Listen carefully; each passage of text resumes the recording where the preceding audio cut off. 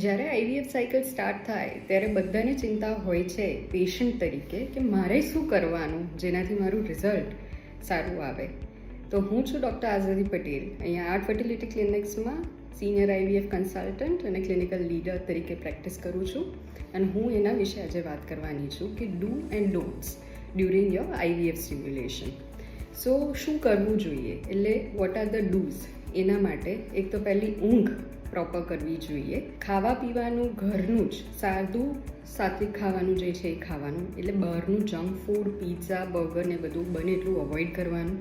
અને પાણીપુરી તો બહારની લારીની ન ખવાય, એ ટાઈમે માંદા નથી પડવાનું. ત્રીજી વસ્તુ, જે ઇન્જેક્શન્સ તમને ચાલે છે એ તમારે સમયસર લેવાના.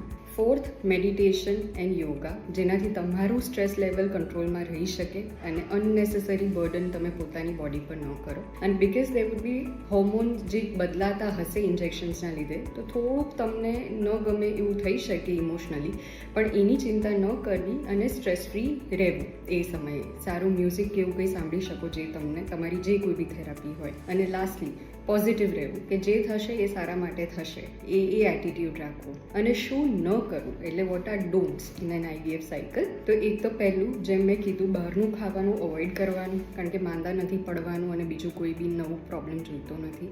બહુ જ વધારે પબ્લિક ગેધરિંગ્સમાં તમે જાઓ તો ટ્રાય કરવાનું કે કોઈ માંદું હોય, જેને કફ કોલ્ડ ફીવર હોય, એમના કોન્ટેક્ટમાં ના આવું, કારણ કે વાયરલ ફીવર થાય તો એ સ્ટિમ્યુલેશનને ઇમ્પેક્ટ કરી શકે. અને ઓવર સ્ટ્રેસ નહીં થવાનું એ ટાઈમમાં. અને બીજું બધું પ્રાયોરિટી આઈવીએફ સાયકલની જ્યારે ચાલતી હોય ત્યારે આઈવીએફ સાયકલની પ્રાયોરિટી હોય, એટલે બહુ જ બધું પ્લાનિંગ, બહાર જવાનું, આ છે તે છે, બને એટલું અવોઇડ કરવું જોઈએ.